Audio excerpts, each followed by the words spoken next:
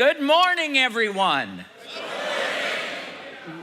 Welcome to San Diego and this 2019 Rotary International Assembly. Did you have a good trip to San Diego? Yes. Great. I know many people complain about traveling, and especially about air travel, but I have always loved to travel. Whether it is a train, a plane, a car, or a boat, I love going places. I love the sense of excitement and new possibilities, the chance to see things I have not seen, and to meet people I have not met. You never know what is going to happen once you pack your suitcase and walk out the front door, which can be a good thing or not. A couple of months ago, my wife, Gay, and I had one of those travel experiences that would strain the optimism of even the most cheerful traveler, and that would be me. We found ourselves at an airport that we were not scheduled to be. On a day we had not planned still to be traveling, having woken up at a hotel that morning that we had never heard of the night before. It was one of those days. But every journey is what you make of it. And there we were for about 6 hours to wait at John F. Kennedy International Airport in New York City. It is a busy airport with about 60 million passengers every year. Passengers fly in and out on more than 90 airlines to most of the world's countries. For many, it is the gateway to the United States. So you see all types of people there. As we waited, I said to Gay, why don't we take a walk and people watch? And we did. We went all the way from one end of the terminal to the other and back again. We got our steps that day. Looking at every gate, every destination, every group of people waiting for their flight. Sometimes you did not even need to look at the departure board to know where the flight was going. Those people were clearly heading to Taipei, or to Moscow, to Cape Town, or to Istanbul. Each gate was its own island of humanity.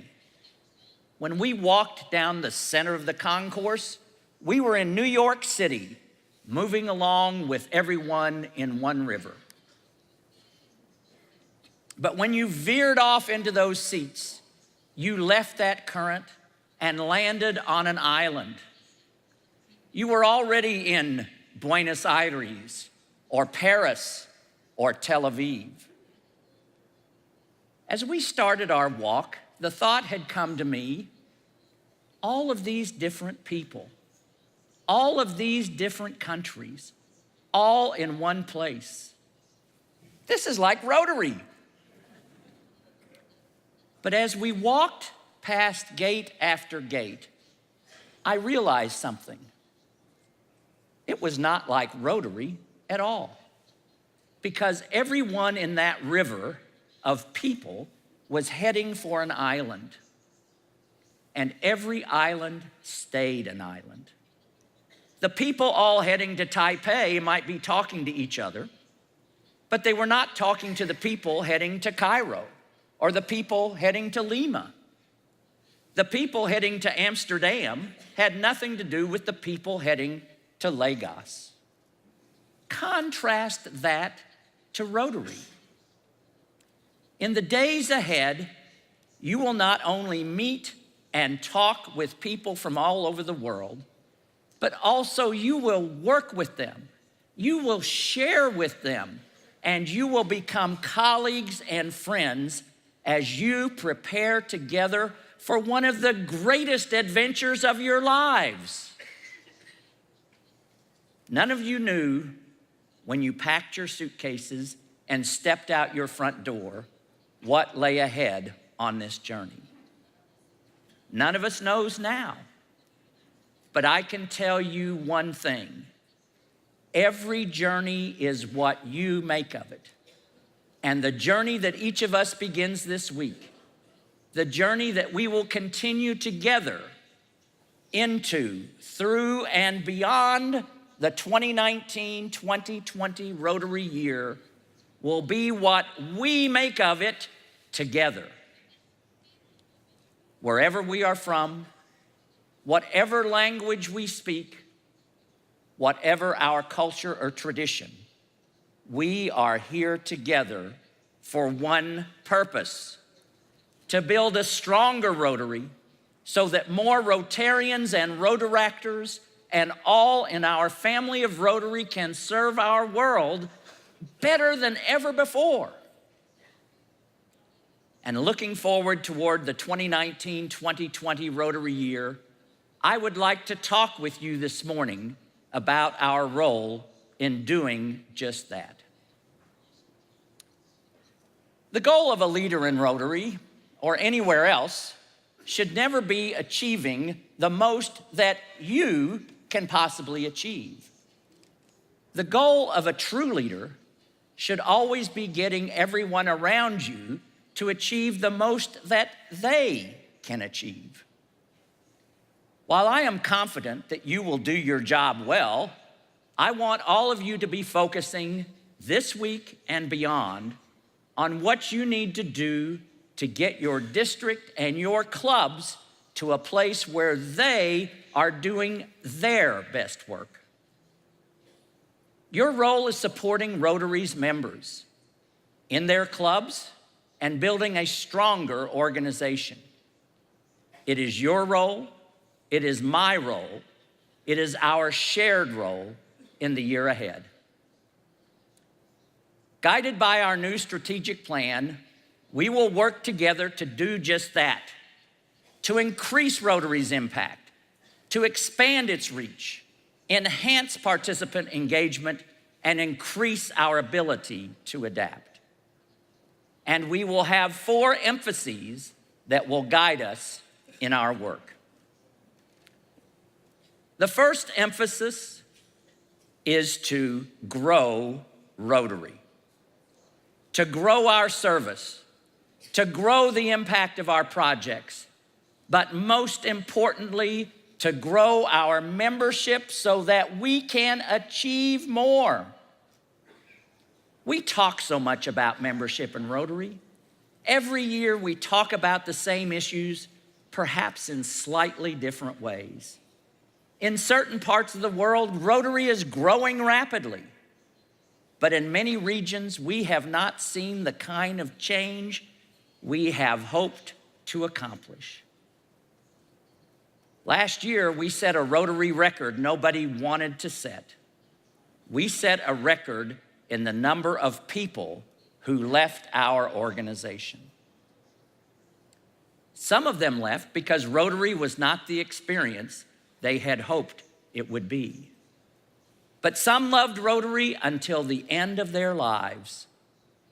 But they left, taking their ability, their experience, and their leadership with them. Bringing in more members to replace the ones we lose is not the answer. It's like pouring more water into a bucket full of holes. We need to address the root causes of that member loss. Member engagement that is not what it should be, and a member demographic that skews steadily older. It is clear that it is time to make some fundamental changes. We already know what the barriers are to an engaged and diverse membership. It is time to act on what we know. Creating new membership models, opening new paths to Rotary membership, and building new Rotary and Rotaract clubs where the existing clubs do not meet the community's needs.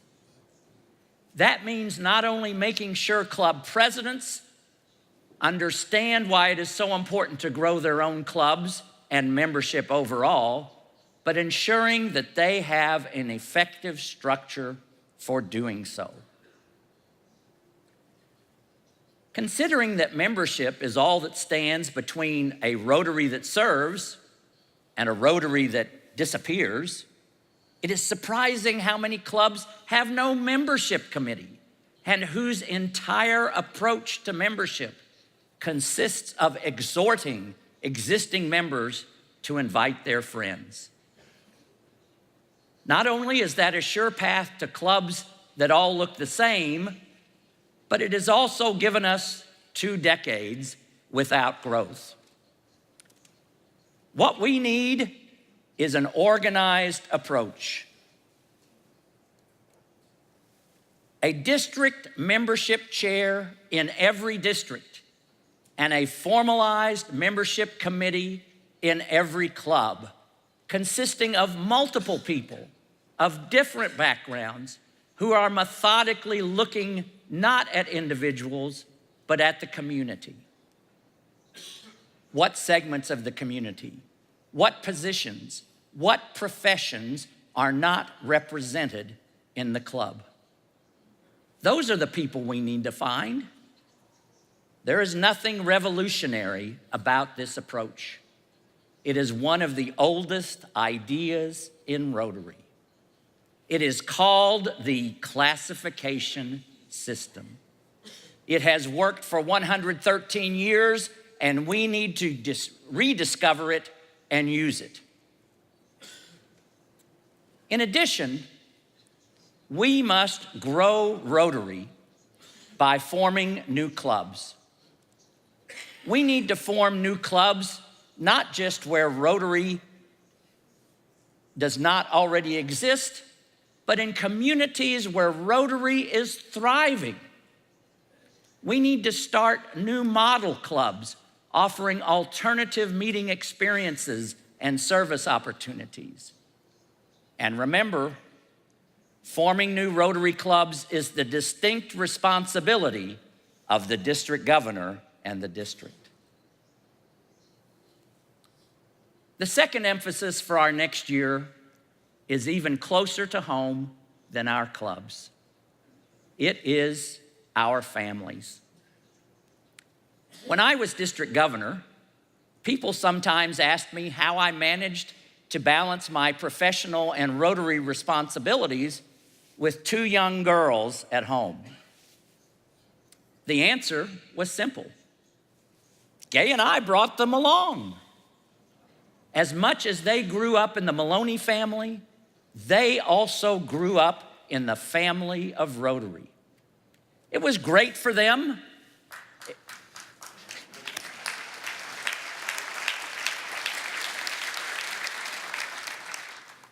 Thank you. It was great for them. It was great for all of us. And it was also great for Rotary because it meant that we did not have to choose between my club and our children. We should never, ever expect our members to make that choice. We need to foster a culture where Rotary does not compete with the family, but rather complements it.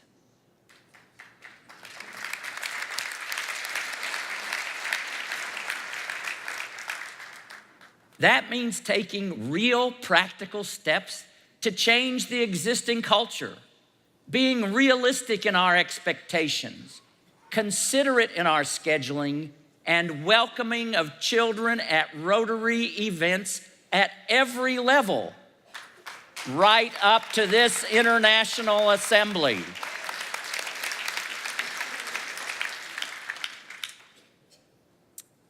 We cannot change our demographic in Rotary if we ignore the daily realities of the very demographic we most need to attract. Community-minded younger professionals. We need to meet them right where they are at their stage of life and welcome them.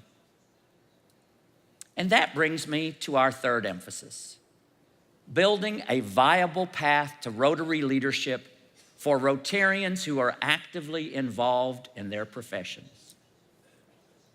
The job of club president should never be seen as a time commitment too great for a busy professional to consider.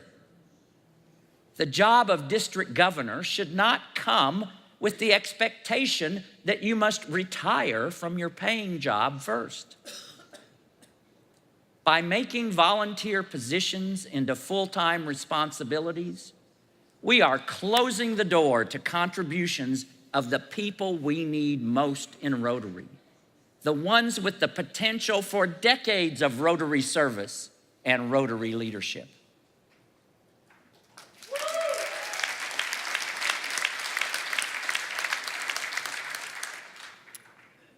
The Rotary ladder should not be so hard to climb, and it does not have to be. We can make it easier. So many of the barriers to Rotary leadership are barriers we ourselves built, with expectations tailored to a different time and a different generation. It is time to adapt, to change our culture, and to convey the message that you can be a great district governor without visiting every club individually, and a great club president without doing everything yourself.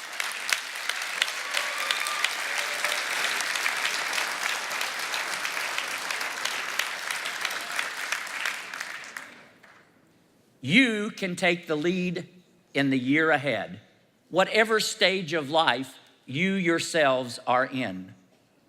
Begin to change the culture of leadership in your own districts. The three emphases I have just presented all focus on the internal health of our organization, the structure and functions that will allow us to grow Rotary. But Rotary does not exist in isolation from its communities. Rotary lives in the world it serves, and it serves to unite that world. That is why our fourth emphasis will be a focus on Rotary's historic and enduring relationship with the United Nations. In 2020,